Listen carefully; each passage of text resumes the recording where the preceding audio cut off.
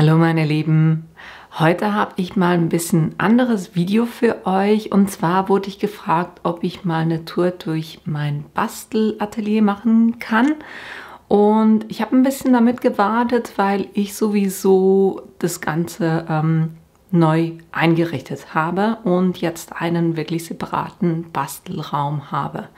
Weil bis jetzt habe ich ja alles quasi in meiner Essecke gemacht und das hat so ein bisschen überhand genommen, je mehr Sachen ich hatte, und da bin ich jetzt wirklich froh, dass ich da einen separaten Raum habe. Von dem her, wenn ihr euch gefragt habt, warum es ein bisschen ruhig geworden ist um meinen Kanal im letzten Monat, das war der Grund dafür. Und auch, warum ich in den letzten Videos immer wieder Pflaster an den Fingern hatte. Das ist ganz einfach so, wenn ein Bürogummi eine Möbel zusammenbaut, dann passiert genau das. Ich möchte euch heute mal ein bisschen zeigen, wie ich mich eingerichtet habe und eben was ich mir dabei überlegt habe. Und dann aber auch im Detail so ein paar Ideen geben, wie ich was organisiert habe. Mehr dazu gleich nach dem Intro.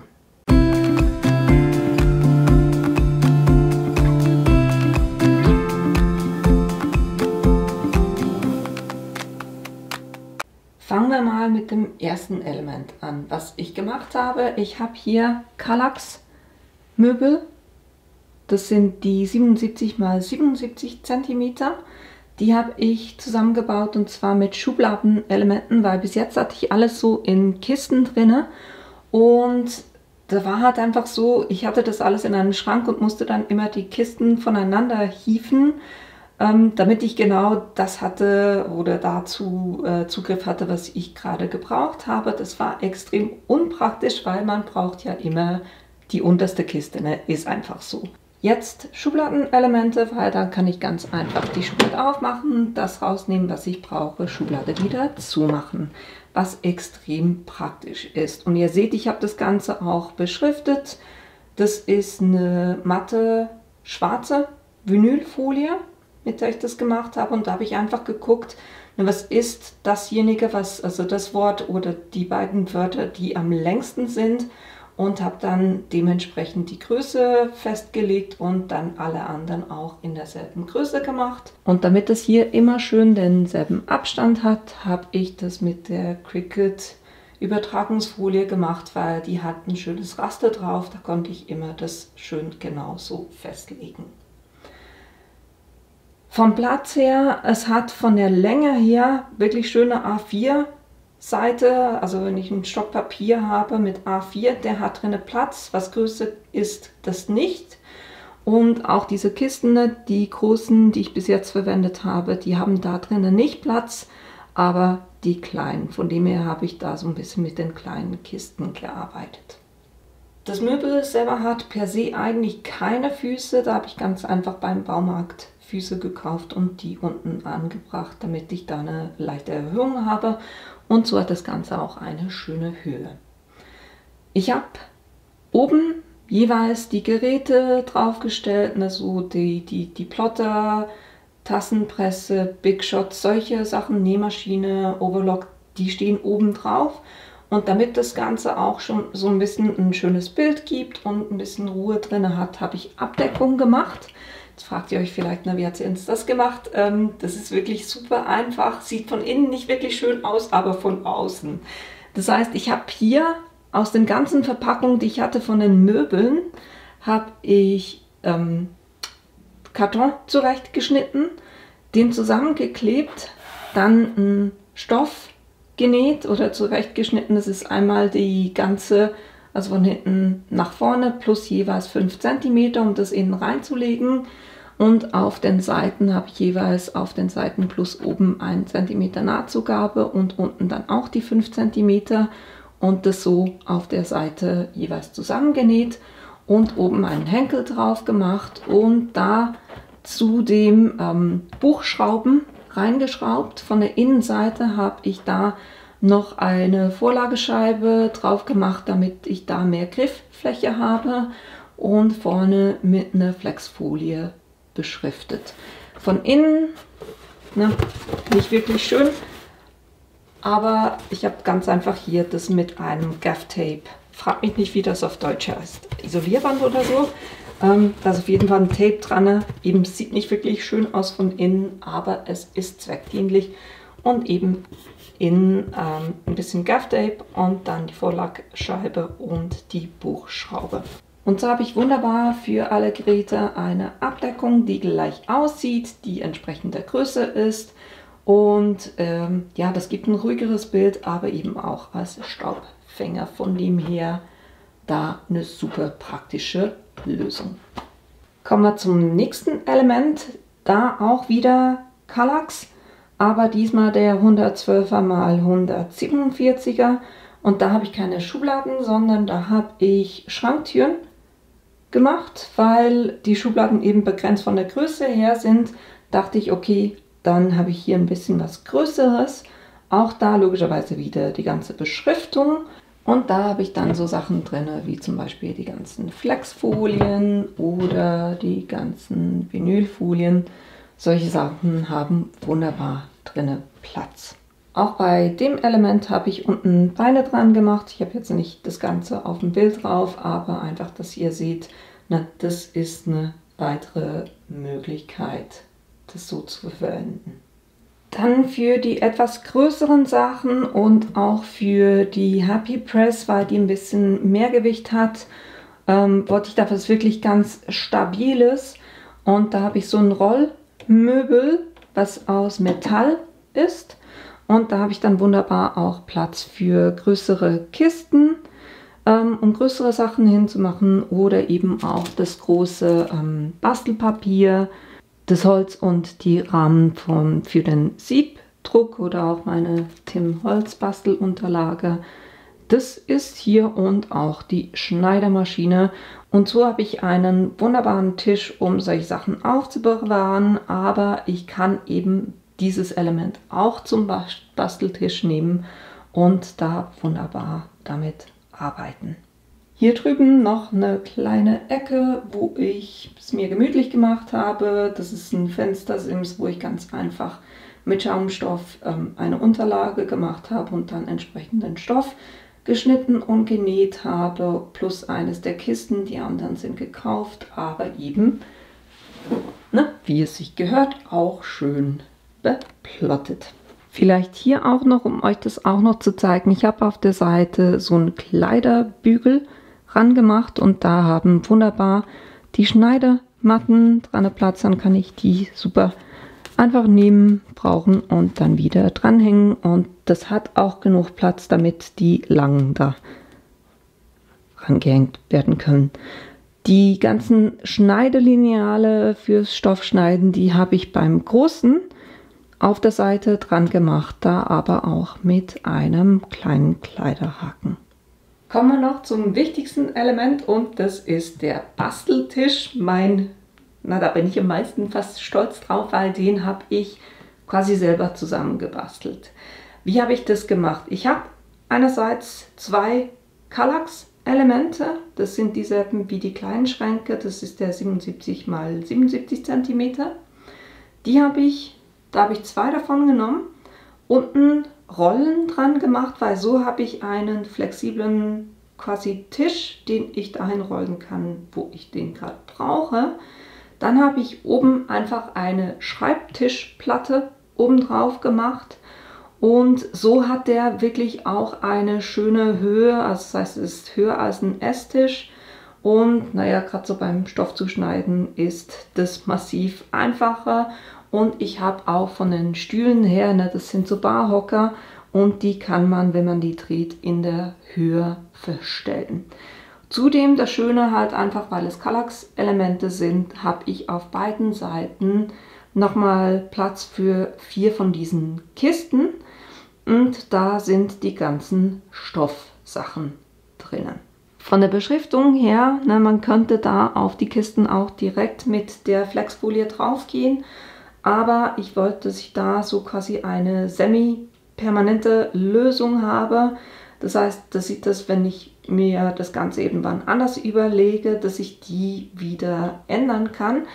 Und deshalb habe ich hier einfach Snap-Up, weiße Snap-Up genommen, da mit schwarzer Flexfolie draufgeschrieben. Natürlich ist der Schriftzug derselbe wie den ich für die anderen Sachen verwendet habe.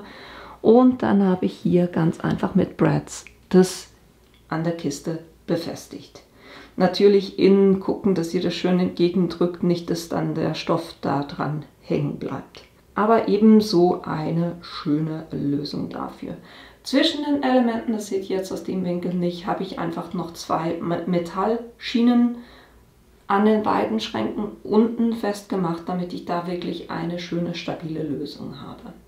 Oben auf dem Tisch habe ich meine Bastelmatte.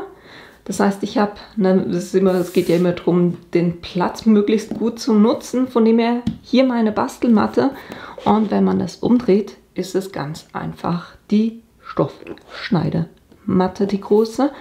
Und so habe ich eine wunderbare Lösung, quasi 2 in 1. Ein weiteres Element, was ich gebastelt habe, um hier schön auf dem Tisch arbeiten zu können, ist ein Bügelbrett. Und zwar habe ich da ganz einfach ein Brett, im Bauhaus oder irgendwo in einem Bauladen findet ihr immer wieder so Restzuschnitte, die ihr billig kriegen könnt.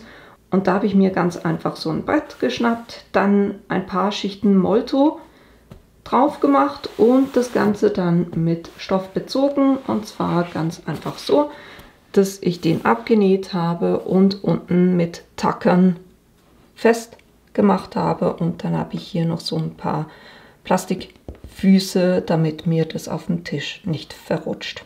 Und so könnt ihr ganz einfach euer eigenes Bügelbrett basteln. Kommen wir noch zu den etwas detaillierteren Sachen, von wie ich mich organisiere.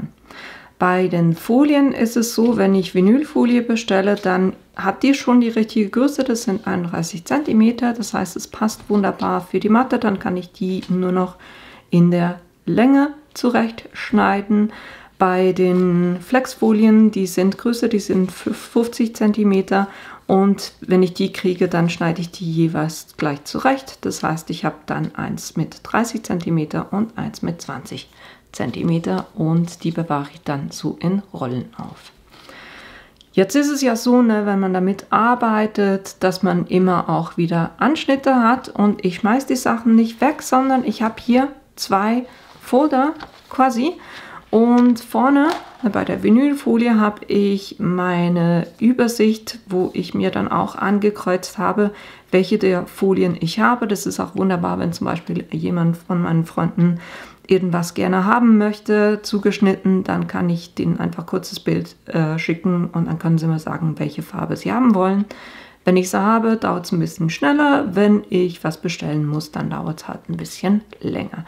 Aber so wunderbar eine Übersicht. Sowas könnt ihr euch natürlich auch selber machen, indem ihr da einfach solche kleinen Elemente ausschneidet aus eurer Folie und euch so das quasi auf ein Papier legt. Innen drinne, von den Anschnitten her, ich habe jedes dieser Plastikmäppchen angeschrieben mit der entsprechenden Farbe, damit ich da auch weiß, welche das ist. Und dann, alles, was kleine Schnipsel sind, habe ich dann so reingepackt und kann die so aufbewahren. Und ja, so müsst ihr kleine Sachen auch nicht wegschmeißen. Das ist die Vinylfolie. Und bei der Flexfolie habe ich die große Übersicht mit den Sachen, die es gibt, aber auch da diejenigen angekreuzt, die ich habe. Und dann genau gleich auch hier innen drinne die angeschrieben und dann die Resten hier reingemacht, weil es gibt es immer wieder, dass man so nur ein kleines Herz braucht. Da brauche ich nicht ein großes Stück anzuschneiden, sondern kann mir kurz hier einfach einen Anschnitt rausnehmen und das weiter verwenden. Beim Farbkarton habe ich ein paar Sachen. Also einerseits habe ich mir hier so quasi ein kleines Farbrad selber gebastelt mit den Farben, weil ich verwende eigentlich fast immer dasselbe Papier, wenn es um Uni-Farbkarton geht. Und da habe ich mir dann ganz einfach so eine kleine Übersicht gemacht, wo ich auch die Farbe drauf geschrieben habe. Und so sehe ich dann immer, welche Farben ich hier zum Beispiel zusammen verwenden könnte. Oder kann das irgendwo dazulegen, wo ich was habe und dann um zu gucken, okay, passt die Farbe dann da entsprechend dazu. Das Farbrad dann auch bewahren. Ich versuche immer nicht allzu viel Farbkarton aufzubewahren oder zu bestellen, weil das Papier ist ja, wenn es zu trocken ist, wird es brüchig. Von dem her versuche ich da wirklich mit einem kleinen Stock zu fahren. Aber da habe ich ganz einfach solche Plastikmappen, wo ich oben hier einfach ein Stück von dem Farbkarton reingemacht habe, um die Farbe zu beschriften. Und dann habe ich innen drin einfach die A4 Seiten von dem entsprechenden Papier. Was wirklich super ist zum Arbeiten, weil ich kann nur, ich weiß, welchen Farbkarton ich brauche und dann kann ich da einfach das Stück rausnehmen. Das mache ich mit den großen Teilen und die kleinen, das habt ihr sicher schon gesehen bei meinen Videos. Ich habe solche quasi Aufbewahrungsbeutel und da habe ich ganz einfach die ganzen Reste reingepackt und zwar habe ich das einfach pro Farbe und kann so wunderbar eben auch, wenn ich kleine Sachen habe, da einfach kurz ein Stück rausnehmen und das weiterverarbeiten und so muss ich die Sachen nicht wegschmeißen. Bei den Stempelkissen, da ist es ja so, wenn man sich die Farbe anguckt, dann weiß man nicht so genau, wie die dann auf dem Papier wirkt. Ich habe verschiedene Stempelkissen und deshalb habe ich das so gemacht, dass ich gerade bei denen, wo ein ganzes Paket quasi zusammengehört, wo ich eine abgestufte Farbpalette habe, um zum Beispiel diese gelayerten Stempel zu verwenden. Da habe ich ganz einfach oben ein Stück Papier drauf gemacht und bin da kurz mit einem Stempelkissen drauf, damit ich sehe, was oder wie die Farbe aussieht. Das ist eines. Und ansonsten habe ich mir ganz einfach solche Streifen gemacht, wo ich einerseits hier geblendet habe, das ist das Runde, aber dann auch kurz gestempelt habe, um zu gucken, was für einen Effekt das einzeln hat. Das sind die StarzOn, die Pigment Ink und die Distress Ink. Und so habe ich dann hier wunderbar eine Palette. Zudem habe ich fürs Blenden, wenn ich mit dem Ranger Blending Tool arbeite, da ist es ja immer so, dass die vorherige Farbe, die man verwendet hat, so ein bisschen in diesen Kissen drinne bleibt. Und deshalb habe ich mir hier ganz einfach solche Paletten gemacht. Das ist ganz einfach ein Stück Papier, ein Doppelkleber unten dran und das Pad da drauf geklebt und nebendran die Farbe und das Pad dann daneben, damit ich weiß, okay, zum Beispiel fürs Tumbled Glass verwende ich immer diesen Schwamm hier. Das ist eine Möglichkeit, wie ihr das mit diesen Aufsetzern für das Ranger Tool machen könnt. Dasselbe habe ich auch für meine Marker gemacht, weil wenn ich mir die Marker angucke, sehe ich nicht genau, wie das auf dem Papier aussieht. Und deshalb habe ich hier ganz einfach einen Streifen Papier gemacht, wo ich kurz einen Punkt mit der Farbe drauf gegeben habe und dann dementsprechend die Ziffer vom Stift da drauf geschrieben habe. Und so sehe ich auch wunderbar, wie das dann auf dem Papier aussieht. Meine Stempel habe ich so organisiert, ich habe 3 unterschiedliche Größen. Das ist die kleinste und die Größe habe ich ganz einfach dementsprechend angepasst, wie ich diese Zellophantüten habe. Und da passen wunderbar diese kleineren Stempel rein, hier die viereckigen und dann hier die großen. Der Vorteil vom Ganzen, ich kann, das ist ein weißes Papier, einfach was ich in der Größe zurechtgeschnitten habe dahinter. Und ich kann wunderbar die Stanzen, die zu diesen Stempeln gehören, hier dazu packen. Und so habe ich das auch immer beisammen. Der andere Vorteil, das Ganze ist dann in einer Kiste quasi drin. Und so kann ich wunderbar einfach das Ganze durchblättern und meinen Stempel suchen, den ich gerade haben will. Das ist so eine wunderbare Lösung. Da habe ich eine Kiste mit den kleinen, weil ich von denen eigentlich am meisten habe. Und dann eine Kiste für die viereckigen und die großen. Und da eben überall die Stanzen hinten drin. Wenn ich schon was gestempelt habe, aber es fürs Projekt gerade nicht verwendet habe, dann mache ich die effektiv auch hinten rein. Da kann ich die für ein anderes Projekt verwenden. Ihr seht, ich habe Mühe damit, Sachen wegzuschmeißen, von dem her suche ich mir halt einfach Lösungen, wie ich solche Sachen ordnen kann und die auch schnell wiederfinde. Dasselbe habe ich quasi mit den Stanzen. Das heißt, auch hier habe ich 3 Größen, genau die gleichen wie bei den Stempeln. Und auch in diesen Zellophantüten drin, ein Stück Papier drin und da ist ganz einfach ein Doppelkleber drauf. So verrutschen mir die Stanzen dann auch nicht. Und so kann ich die unterschiedlichen Größen wunderbar aufbewahren.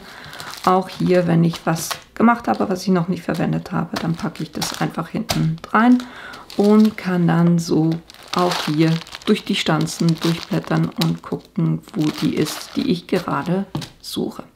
Bei den Stempeln und Stanzen habe ich tendenziell alles in so einer Kiste drin.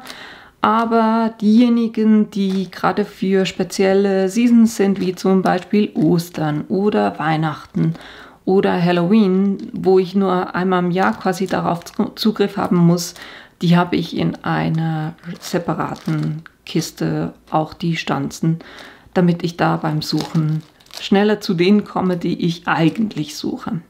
Ein Tool, was auch super ist für selber organisieren, ist das Fuse Tool. Das Fuse Tool, arbeitet mit Hitze, das heißt, dieser Stab hier, wenn ihr das an den Strom anschließt, der wird extrem heiß und vorne hat es so ein kleines Zahnrädchen und da gibt es auch einen Lineal dazu, wo ihr hier in dieser quasi Kante innen drin entlangfahren könnt.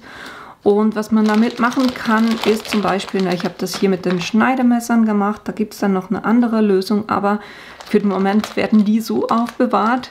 Und ihr seht es hier, ne, diese Linie. Ich hoffe, ihr seht es.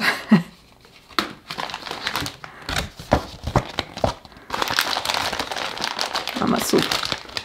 Na, hier, diese Linie, das ist wirklich mit dem Fuse Tool gemacht und das ist ein ganz normales Mäppchen, Plastikmäppchen. Und wenn ihr das dann eben macht, dann könnt ihr das so verschweißen und quasi zusammen machen und könnt so ein Mäppchen verwenden und da, je nachdem was ihr aufbewahren wollt, da entsprechend die Größe oder Aufteilung so machen, wie ihr das braucht. Im Moment bei mir die Schneiderklingen so aufbewahrt, aber da wird es noch eine andere Lösung geben, weil es gibt im Cricut Design Space so eine Vorlage, wie man vorne dieses Fach, was man aufklappen und öffnen kann, wie man da mit Moosgummi Elemente schneiden kann, damit die hier dann schön reingelegt werden können und nicht herumrutschen. Aber das habe ich ganz einfach noch nicht gemacht, deshalb im Moment werden die so aufbewahrt. Aber ich wollte es euch trotzdem zeigen, weil das kann ja auch für andere Sachen, die ihr aufbewahren wollt, könnt ihr das verwenden. Von dem her das Fuse Tool hier eine super Sache auch. Bei den Washi Tapes mache ich das jeweils so, die sind alle in einer Schublade, aber die liegen nicht lose rum, sondern Washi Tape kauft man ja vielfach auch in ganzen Paketen, wo die Sachen farblich zusammenpassen. Und da habe ich ganz einfach eine Schnur drum gemacht, damit ich da immer das Paket nehmen kann und dann mit den Farben arbeiten kann. Dann Embellishment, auch das ist je in einer Schublade, aber damit mir das Zeug nicht herumfliegt und ich das auch mal auf den Tisch nehmen kann, wenn ich nicht weiß, gerade am Anfang des Projektes, welches ich dann verwenden werde, habe ich da ganz einfach alles in eine Kiste reingepackt. Das heißt hier die ganzen Strasssteine und Punkte, so solche Sachen. Und auf der anderen Seite die ganzen Paillettengeschichten. Ja, damit ich da wirklich alles zusammen habe. Dasselbe habe ich auch für die Druckknöpfe gemacht. Das heißt, hier sind meine ganzen Druckknöpfe drin. Und zwar mache ich das jeweils so, dass ich die nicht in der Originalverpackung behalte, weil das fliegt dann immer raus, sondern ich habe hier kleine Plastikbeutel und da packe ich die Anleitung einfach dazu und habe so wunderbar das Ganze geordnet und da leichten Zugriff drauf. Und dann von den Bastelutensilien, die ich wirklich eigentlich immer brauche. Das heißt, bei jedem Nähprojekt brauche ich gewisse Sachen, die ich immer im Zugriff haben muss. Dasselbe für die Bastelsachen. Und da, ich habe euch mal ein Video gemacht, wo ich euch gezeigt habe, wie ihr solche Utensilos nähen könnt mit Druckknöpfen, wo ihr dann ganz einfach das runterziehen könnt und da Zugriff auf die Sachen habt. Und hier ne, Stoffschere, Nähclips, solche Sachen und hier drüben halt einfach Scheren, Entgitterungstool, Pick-me-up-Tool, solche Sachen, die ich wirklich jedes Mal verwende. Und die beiden bewahre ich in diesen Utensilos auf. Den Link, wie ich das gemacht habe, den mache ich euch hier oben hin. Das letzte, was ich euch noch zeigen wollte, ist eine App auf eurem Handy oder für euer Handy. Die heißt Color My Life und das Schöne, was ihr da drinnen machen könnt, ihr könnt eure Sachen organisieren. Wenn ihr ein neues Element erfasst, dann könnt ihr da ein Foto hinterlegen, ihr könnt es kategorisieren, na, zum Beispiel Dies oder Embossing Folder oder Foil, was auch immer ihr da habt. Ihr könnt Farben hinzufügen. Das heißt, ihr könnt da mit dem Autopick, das heißt, ihr könnt da irgendwas auf ein Element drauf oder die Kamera auf ein Element draufhalten und dann nimmt er die Farbe oder ihr macht da, ihr könnt eine Farbe dazugeben oder vom Color Wheel auswählen und dann, und das ist wichtiger, ihr könnt Tags dazufügen, weil, na, wenn ich jetzt zum Beispiel irgendwas suche, dann helfen genau diese Stichworte. Dann könnt ihr zum Beispiel von wem das ist, den Preis, Wishlist. Zum Beispiel, ich habe es so gemacht, wenn ich neue Stempel habe, die aber noch nie verwendet habe, dann packe ich die auf die Wishlist, dann weiß ich, okay, mit dem möchte ich irgendwas machen. So könnt ihr Elemente erfassen und dann könnt ihr wunderbar einfach filtern. Ne? Zum Beispiel, ich will nur in den Dies. Und ich will zum Beispiel irgendwas, wo Christmas. Und nee, es muss nicht Englisch sein. Ich habe es für mich einfach in Englisch, weil meine Stempel halt vielfach auch in Englisch sind. Aber ihr könnt es natürlich auch auf Deutsch machen. Das sind ja die Tags, wo ihr die Namen selber eingebt. Und jetzt nehme ich zum Beispiel Merry Christmas. Und dann sehe ich, okay, ich habe diese Stanzen, wo ich Merry Christmas drauf habe. Da habe ich einfach jeweils ein Foto von gemacht und dann weiß ich, okay, das sind die Varianten, die ich habe. Oder ich sage nicht Dies, sondern ich will die, wo ich Stempel und Dies dazu habe. Dann habe ich die zur Auswahl. Was ich auch machen kann bei den Filtern, ich kann zum Beispiel auf die Farben gehen und sagen, zeig mir alles an, was ich habe, was zu diesem Leim passt. Und dann sehe ich, okay, ich habe Pailletten, ich habe Washi-Tape, das dazu passt, ich habe Wasserfarben, Cardstock, ich habe Color Drops, ich habe Brads, die Stempel, die ich habe, die farblich dazu passen, die Stifte und so könnt ihr quasi das wunderbar auch organisieren. Das ist eine Variante, wenn ihr gerade so unterwegs seid und irgendwas eine Idee habt, dann könnt ihr da auch das so quasi angucken. Es ist ein Aufwand, das Ganze zu erfassen, aber naja, man kann es mögen oder nicht. Ich wollte euch einfach diese Variante zeigen. wo ihr hier dann seht, welche Farben ihr habt zum Beispiel. Und den Filter könnt ihr mal auf Reset setzen und dann habt ihr alles, was ihr habt, wieder im Zugriff. Das ist eine Möglichkeit, auch euch zu organisieren. Und das war es eigentlich auch schon von dem her, was ich euch heute alles zeigen wollte. Wenn ihr da irgendwelche Fragen dazu habt, dann schreibt mir das ruhig in die Kommentare rein. Da versuche ich das für euch zu beantworten. Und ansonsten war es das für heute. Ich hoffe, euch hat diese kleine Tour gefallen. Es ist noch nicht alles fertig, zum Beispiel hier, Bilder fehlen noch komplett.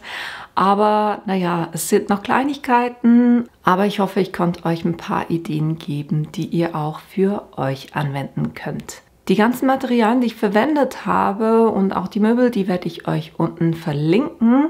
Und wenn ihr meinen Kanal bis jetzt noch nicht abonniert habt, dann tut es doch bitte, weil das hilft mir tatsächlich auch weiter. Und ich hoffe, wir sehen uns in einem meiner nächsten Videos wieder. Bis bald! Everyone wants to be swept